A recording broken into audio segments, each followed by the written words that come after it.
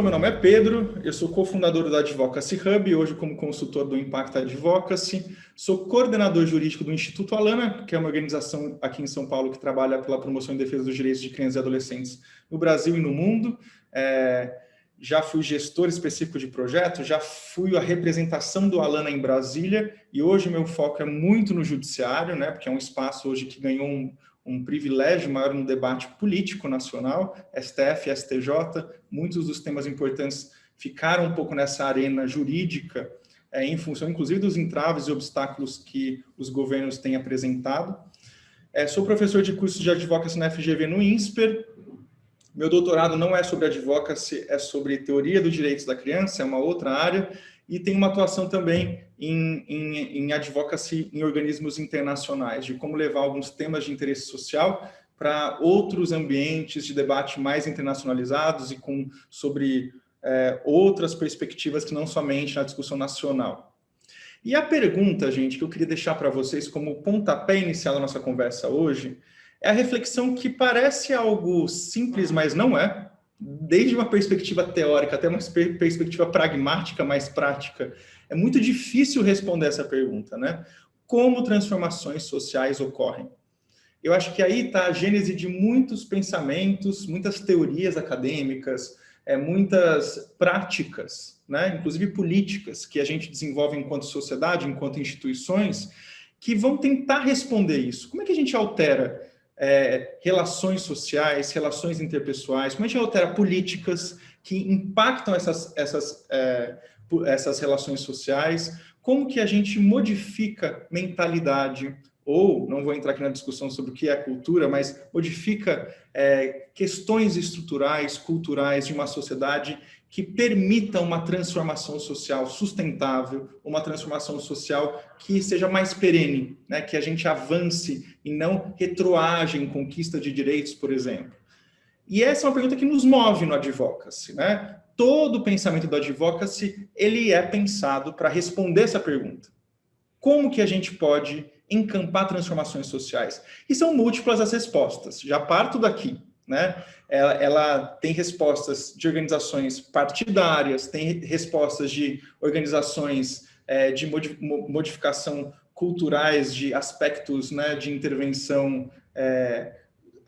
As formas de intervenção para a transformação são múltiplas.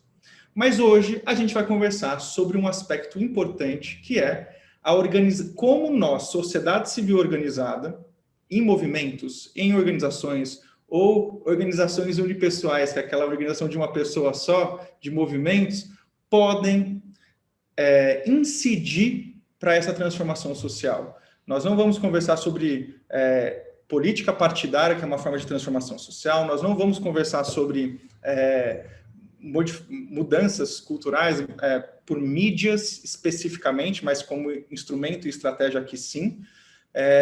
Mas vamos falar hoje de um lugar da sociedade civil participando e incidindo dos espaços decisórios para transformar a sociedade com um olhar específico nessa defesa de interesse.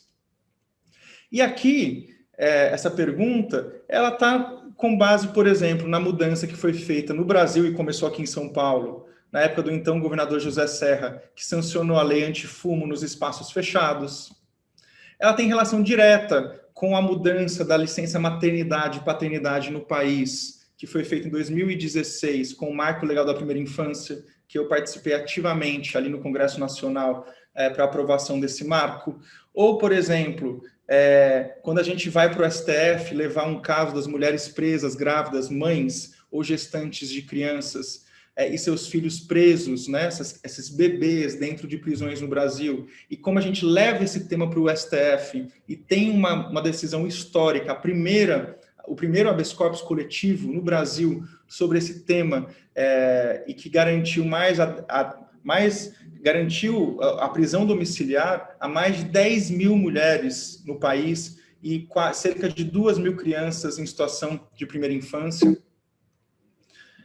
Diz respeito ao Marco Civil da Internet, que entrou em vigor em 2014, a Lei Geral de Proteção de Dados Pessoais, que entrou em vigor somente esse ano. Diz respeito A Lei Maria da Penha, que vocês devem conhecer, já há muito tempo temos no Brasil, nasceu de um advocacy, de um litígio estratégico no âmbito da OPAS, né, Organização Pan-Americana, não OPAS, na OEA, Organização dos Estados Americanos, no âmbito da Comissão Interamericana de Direitos Humanos. Foi um caso, foi levado pelo CLADEM, que é uma organização social, que originou uma determinação da Comissão Interamericana para que o Congresso Nacional redigisse uma lei que protegesse mulheres no ambiente doméstico. Também, a discussão sobre advocacy e transformação social é o subtexto da Lei Aldir Blanc, que vocês conhecem bem, de emergência cultural no contexto da pandemia e das mobilizações feitas para que isso fosse aprovado, para que essa necessidade fosse transformada em política pública específica. E o que todas essas modificações sociais têm em comum é o advocacy, porque não foi somente o que muita gente acha, né, que o Congresso observa o que a sociedade está pensando e necessitando e responde a isso. Não. Todos esses movimentos que eu mostrei para vocês foram provocados por uma estratégia de advocacy e organização social liderada por grupos específicos, movimentos que lideraram e levaram essa necessidade a interlocutores específicos e que permitiram a transformação de uma política específica do Estado e, assim, a transformação da sociedade de alguma forma. Então, nós temos aqui movimentos, e aqui foi muito interessante, está sendo muito interessante fazer advocacy no momento da pandemia, porque é uma advocacy digital e é complexo, mas ao mesmo tempo é muito rápido as mudanças, as votações. Aqui foi a votação do Aldir Blanc no Senado, alguém aqui que certamente acompanhou isso, e como foi necessários os movimentos de internet, de redes sociais, para chegar nos parlamentares, nos deputadas, nos senadores e senadoras. Aqui, a CTBR foi a responsável por levar esse tema para o então governador José Serra, o CLADEM para a Comissão Interamericana de Direitos Humanos, o Intervozes, que o João Brant, inclusive, fez parte durante 10 anos, levou a questão do marco seguro da internet, da LGPD. Nós, a Lana, levamos, junto com o CADU, Coletivo de Advogados de Direitos Humanos, para o STF, o marco da primeira infância por meio da Rede Nacional da Primeira Infância. Nos Estados Unidos, inclusive, que hoje é um pouco para a gente conversar também, fazendo essa parceria com a American for the Arts, temos organizações, e aliás, o termo advocacy vem de uma tradição norte-americana que discute como a sociedade civil pode se engajar em movimentos políticos institucionais, né? É como você defende uma causa, adicionar a voz, né? Advocacy ou de advogar. Como é que você leva uma voz que não está sendo ouvida para os espaços institucionais?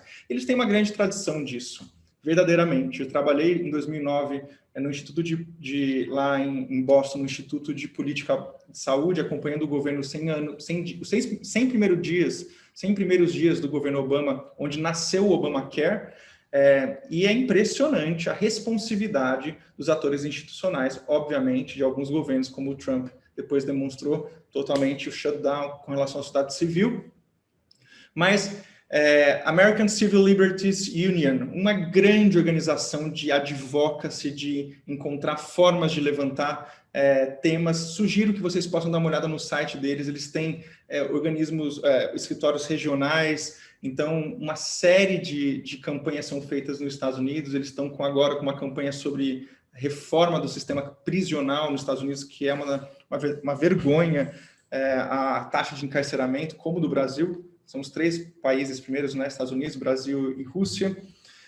Deixo como sugestão, desde já, um manual do American for the Arts, que na verdade não é um manual, é uma compilação de estudos de caso que eles fizeram para temas de cultura, e esse manual é muito interessante para dar indícios de estratégias e ferramentas, de como focar em determinadas causas e delas puxarem outras causas maiores, como organizar as opiniões e as campanhas no entorno disso, inclusive de comunicação, de mobilização, enfim, as mensagens e uso de mídias para cada uma dessas estratégias. E, na verdade, gente, o curso que vocês vão...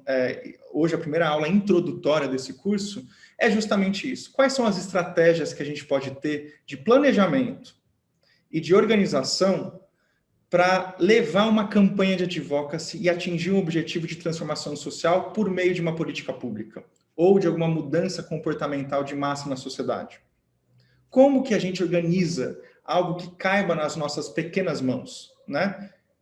Diante dos desafios e complexidades de um país tão desigual como o Brasil e tão distante hoje, por exemplo, o governo federal, das realidades essenciais num contexto de pandemia, como é que a gente faz isso? Se organiza e trabalha para ter sistematicamente um acompanhamento de políticas públicas culturais, de políticas regulatórias culturais, de execução da Lei Aldir Blanc, que é um grande problema, que não adianta só aprovar, é como executa, como é que faz chegar o dinheiro para quem precisa realmente. Todas essas fases exigem de nós um planejamento e um pensamento estratégico. E o que eu quero que vocês saiam daqui hoje refletindo é justamente isso. A advocacy não é somente participação política trivial.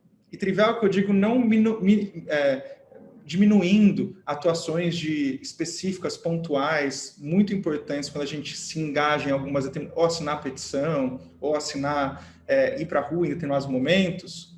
O que eu quero dizer para vocês é que a advocacy é a sistematização dessa atuação de uma forma profissionalizada, de uma forma estruturada. Não é à toa.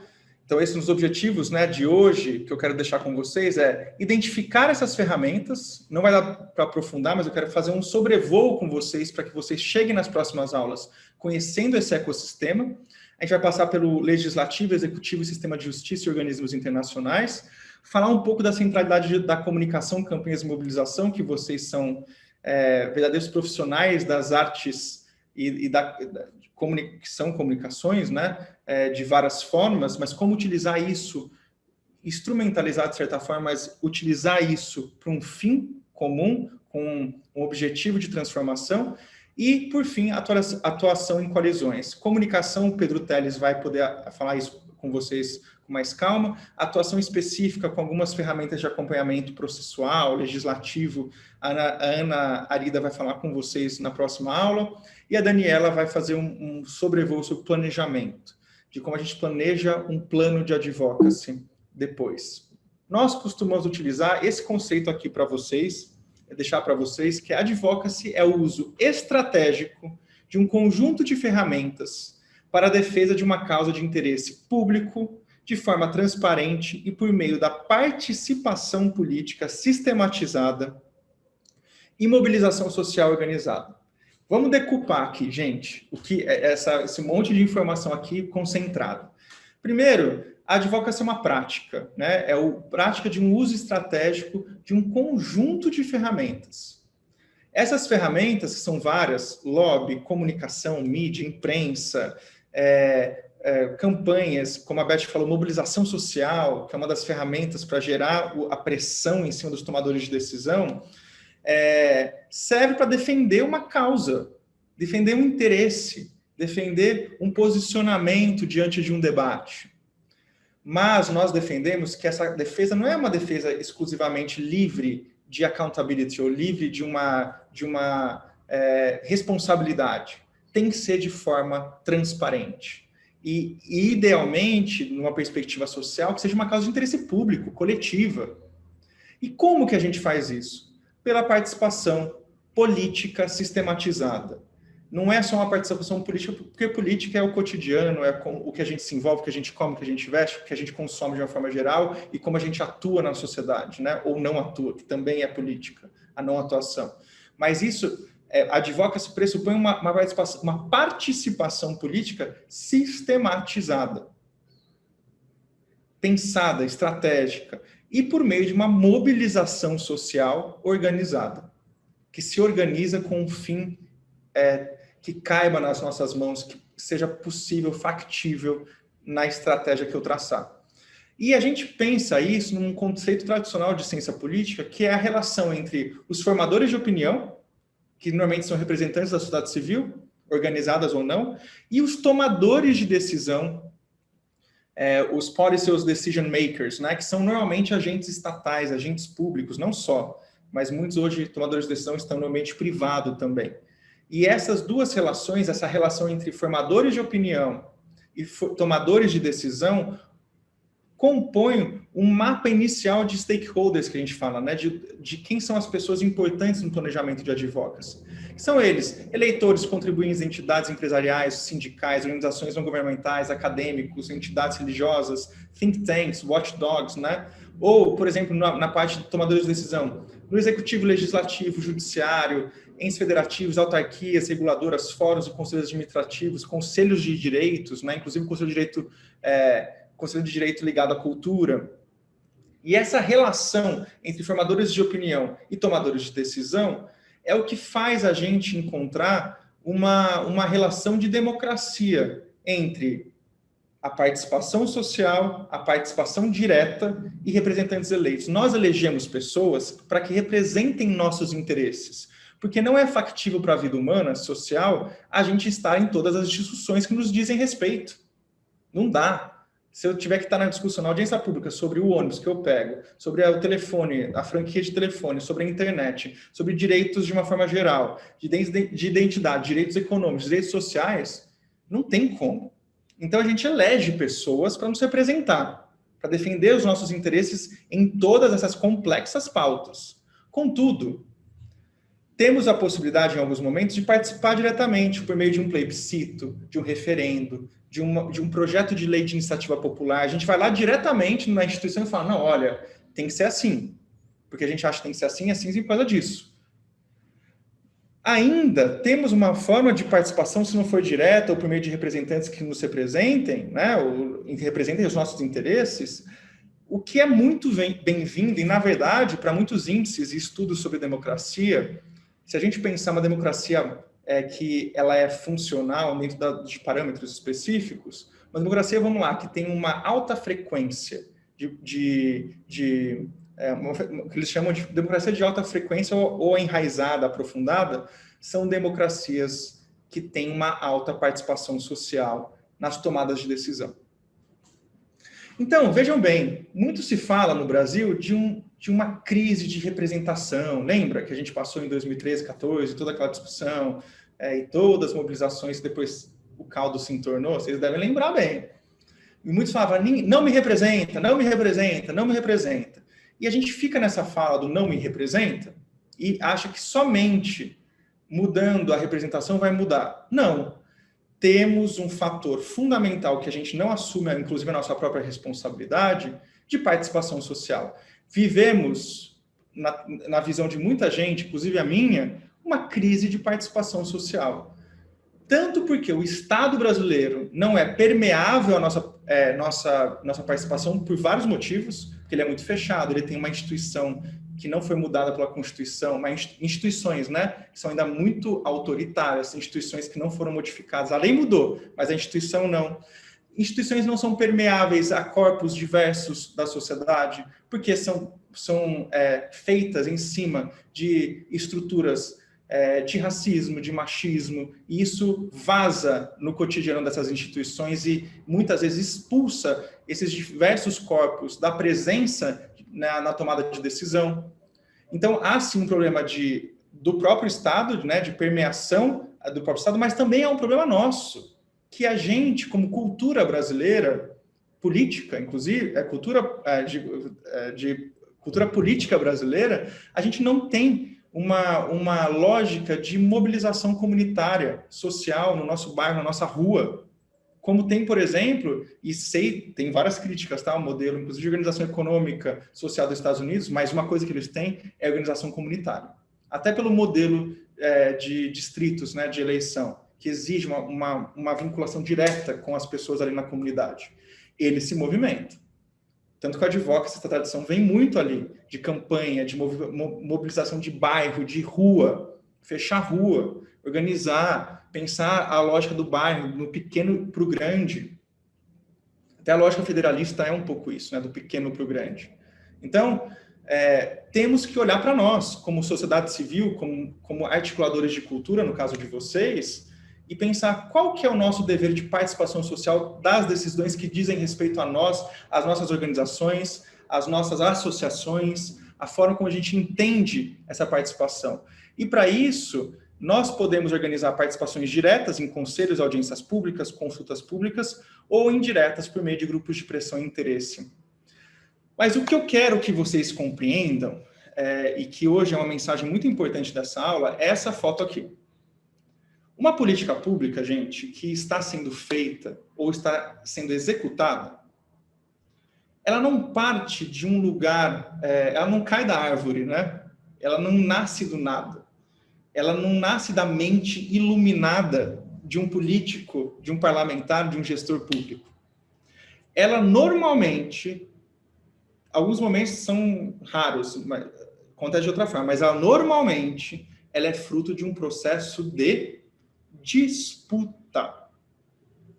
Lembrem disso, uma lei, uma política pública, seja lá o que sai do Estado, onde não existe vácuo de poder, uma instituição, ela é fruto de um processo de disputa. E durante muito tempo, essa foto foi muito precisa. Foram homens brancos que disputaram esses espaços institucionais. De uma tecnocracia elitista, patrimonialista e escravocrata. O Estado brasileiro nasce com essa estrutura. Estou usando essas palavras porque não são minhas, são de grandes outros teóricos sociólogos brasilianistas, mas que apontam que o nosso Estado sempre foi ocupado por meio de um processo de participação pelos mesmos interesses. E onde estão os outros interesses? Interesses comunitários, interesses de outras formas de olhar a sociedade, de olhar a cultura, de olhar as artes. Quando a gente fala de advocacy, portanto, estamos falando de participação social para justamente disputar essas decisões e normas do Estado. Não basta apenas assistir à disputa entre agentes do Estado, temos que participar, seja conversando com esses agentes que estão com a mão na corda, seja colocando a mão na corda, por várias ferramentas possíveis, que nós vamos conversar nesse curso.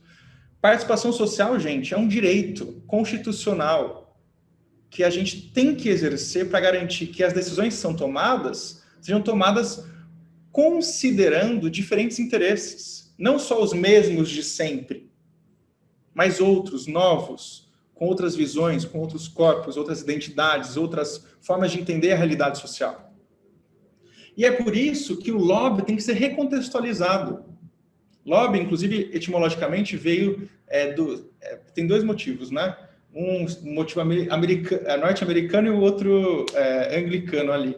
Lobby é a área que no parlamento britânico fica ali as figuras da Margaret Thatcher, de grandes estatistas, entre aspas, no parlamento ali em Londres, e era a área em que os representantes, não da Câmara dos Lords, mas da Câmara dos Comuns, recebiam demandas específicas dos seus representados. Então, eles iam lá, puxavam uma cordinha, e aquele lugar chamava lobby, e ganhou espaço, porque lá onde eles eram pressionados para votar de um jeito ou votar de outro.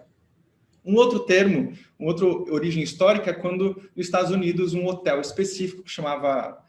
esqueci, eu não sei se é o Winston, em Washington, um hotel muito antigo, que no lobby do hotel as pessoas se encontravam para beber, fumar alguma coisa e discutir política e as decisões que iam ser tomadas no Congresso americano.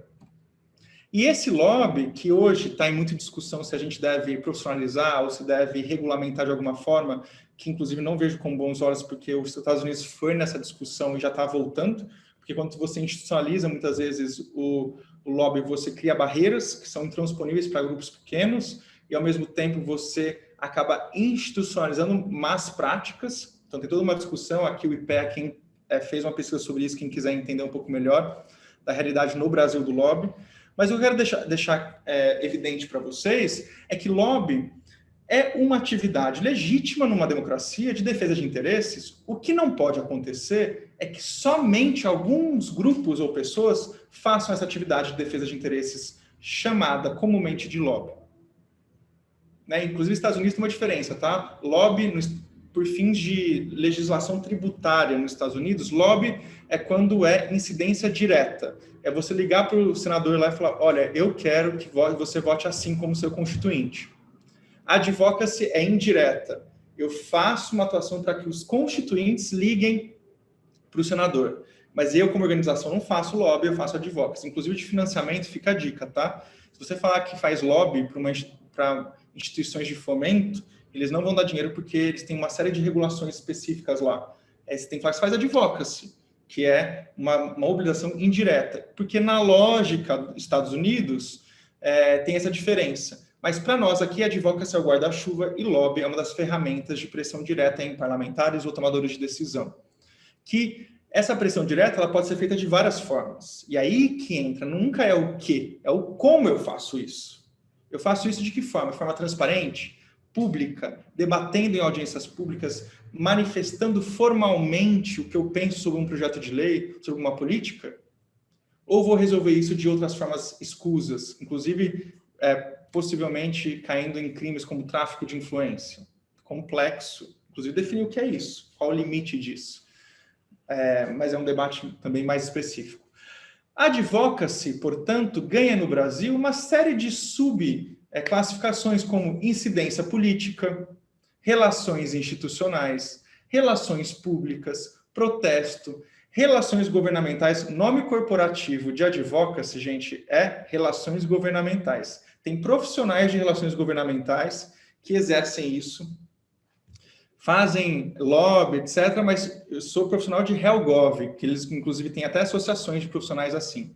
Assuntos públicos, litígio estratégico, manifestação, mobilização, campanhas, todas faces diversas do mesmo fenômeno do advocacy. E a pergunta que eu quero deixar para vocês, já me encaminhando aqui um pouco para o meio da nossa conversa, para depois chegar o João, é onde o advocacy ocorre? E dando uma resposta simples, em todo lugar que se toma uma decisão que impacte a sociedade de uma forma maior, especialmente dentro do Estado, ou das instituições do Estado. Então, seja na União, Estados, Distrito Federal, municípios, no Executivo, Legislativo, Judiciário e Ministério Público, em todos esses espaços é passível uma atuação de articulação de advocacy para defender interesses, para colocar a sua visão de mundo e participar da tomada de decisão. Seja, e aí são as várias formas, seja diretamente dialogando com o tomador de decisão, seja participando de uma audiência pública, seja fazendo uma manifestação na porta, seja organizando outras pessoas para ligarem hoje em dia com a pandemia. No Twitter, em redes sociais dos parlamentares, que muda. Eu vi esse ano assim de tanta coisa que não gostaria de ter visto, inclusive, mas coisas boas, por exemplo, uma discussão de projeto de lei super técnico sendo feita entre parlamentares e cidadãos comuns no YouTube, no chat do YouTube.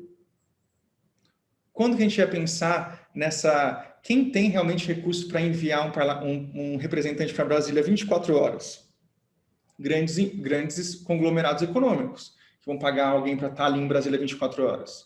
Hoje, com a internet, com essa naturalização da relação digital, ou de uma relação pública digitalizada, as pessoas no sofá da sua casa, nos rincões do Brasil, vão poder participar de um debate público, numa audiência pública, ou de um debate de projeto de lei que vai impactar a vida dela. Sendo que ela nunca teria condições de pegar um voo e ir para Brasília. Isso, e essa atuação em todos os espaços institucionais é feita para quê? Para modificar o que dá o enquadramento do Estado, que são leis, que são decretos, que são leis, decretos, normas, né, de uma forma geral, no gênero de normas, que vão tomar... Porque assim, o Estado ele deve ser guiado por decisões formais. E aí que a gente tem que olhar, né? Muita gente perde muito, e aqui é uma crítica entre parênteses, perde muito tempo lidando com as manifestações que não têm efeito prático.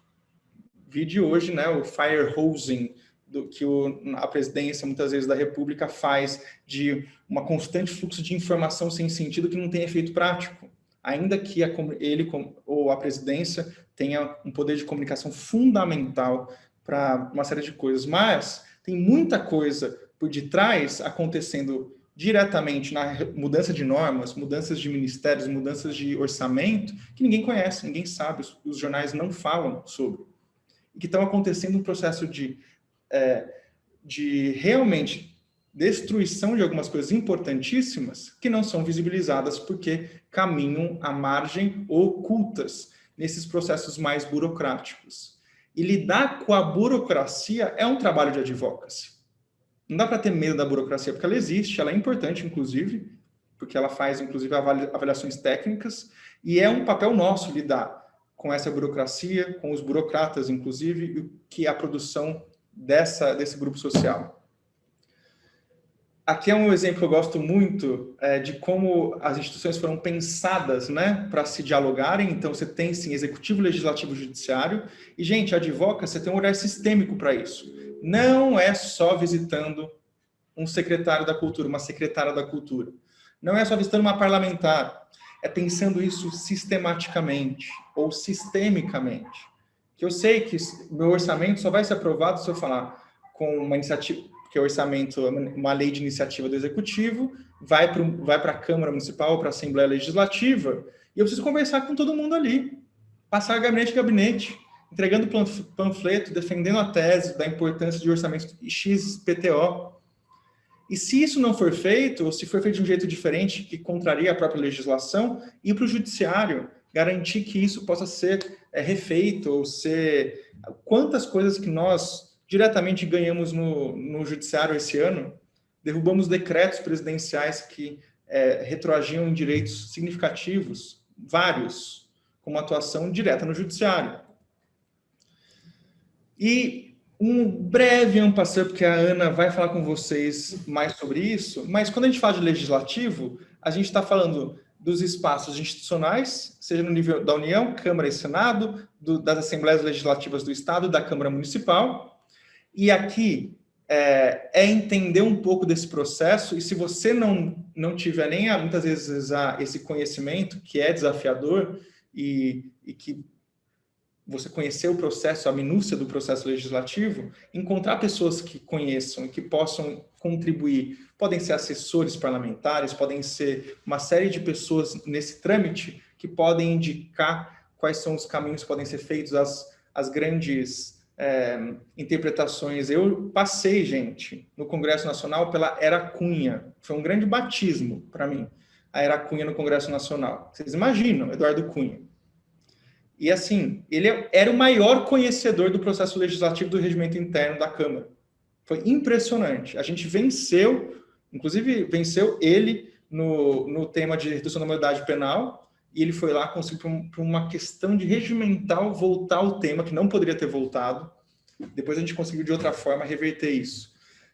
Mas olhar para o processo legislativo, para os regimentos internos do Senado, é fundamental para caminhar nessa burocracia, nesse jogo. E muitas vezes não é suficiente, tá? Porque o regimento interno, existe o regimento interno, as normas oficiais e as normas tácitas, da política institucional, do colégio de líderes, dos partidos ali envolvidos. A advocacy no executivo é olhar também os 3 níveis da federação, União, Estados e municípios, mas é olhar para o ciclo de políticas públicas. Famoso ciclo de políticas públicas, inclusive políticas públicas culturais. Como identifica um problema? Artistas não têm recursos nesse momento da pandemia em função da falta dos espaços comunitários restringidos. Esse é o problema real, é o problema da falta de renda, da falta de apoio. Enfim, só de identificar o problema já é complexo. Não é trivial identificar um problema. Senão já teria identificado vários que a gente não consegue.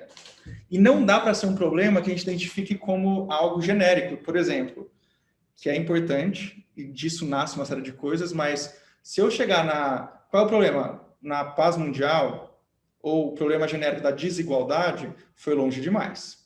Ainda que pensamentos sistêmicos sobre desigualdade são fundamentais e estruturantes para pensar ações de advocacy, porque temos raízes ainda muito desiguais no Brasil, para eu conseguir estabelecer um projeto de advocacy que lide com um ciclo de políticas públicas específico, eu preciso identificar um problema mais pormenorizado. A falta de acesso a recursos de sobrevivência, ponto. De que forma? Aí a gente vai pensar a inclusão desse problema na agenda pública, como é que eu faço um advocacy para mobilizar as pessoas, incluir isso na agenda pública, que isso vire um problema para os parlamentares. para os gestores. Identificar soluções. Então, além de identificar o problema, de colocar na agenda pública, pensar nas soluções, nas múltiplas possíveis soluções para esse problema, tomada de decisão, daí, lobby direto. Como é que eu faço para influenciar uma tomada de decisão? Gente, votação, o que eu sinto mais saudade desse momento de pandemia profissionalmente, tá? Não estou tentando diminuir aqui toda a complexidade, mas era muito interessante as votações nas comissões. E era um jogo acontecendo ao mesmo tempo. Quem gosta de teoria de jogos, um negócio complexo, tem que estar ali, junto, na tomada de decisão, muda por 5 segundos. Por um voto, você muda uma política nacional inteira. E se você não estiver ali, ocupando aquele espaço, participando do processo decisório, você vai perder a chance de um voto ter mudado a realidade brasileira. E falo isso porque eu já acompanhei muitas votações seríssimas que modificaram licença maternidade no Brasil. Olha o impacto disso no país. Planejamento da execução, implementação da política pública, avaliação. Cada um desses momentos do ciclo de políticas públicas são momentos importantes para uma incidência de advocacy. Advocacy no sistema de justiça e organismos internacionais. Então, o sistema de justiça é um universo à parte, completamente à parte da discussão, e aqui a gente tem muita experiência nisso, no Alano especificamente, porque a gente leva muitos temas, leva para a justiça, o que já foi feito, né, diz respeito aos direitos de crianças e adolescentes, diálogos com agentes do sistema de justiça de forma específica, não só por meio de litígio, mas de formação, para que esses juízes e promotores compreendam diferentes realidades. Na ONU, a mesma coisa, são diferentes espaços possíveis para a construção de uma agenda não só internacional, mas de pressão do internacional no local. A comunicação, e aqui vocês vão ver com a aula do Pedro Telles, que é a última, como estratégia, não é só ferramenta.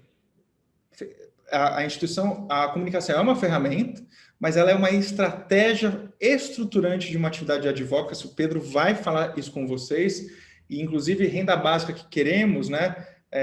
Ele tem esse case, ele participou da construção mais ampla da renda básica, que foi aprovada aqui no Brasil, e como isso foi construído, a mobilização que foi feita, juntando várias organizações, várias pessoas e vários esforços de comunicação e de mobilização.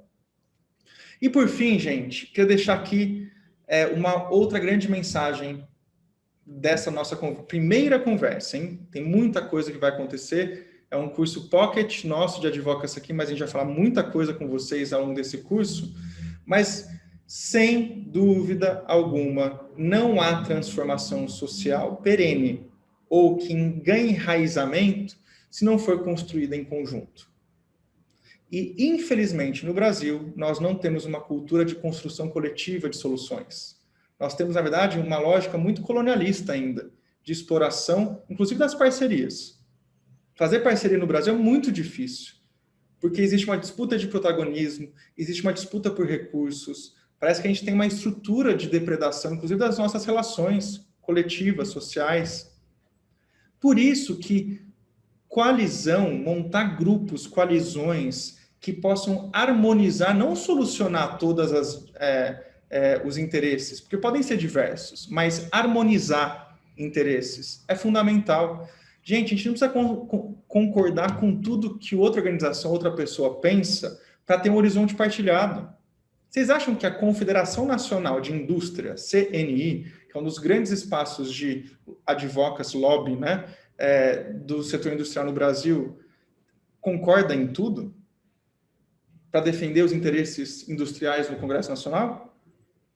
Não, já participei de reuniões onde eles definem prioridades lá, de agenda.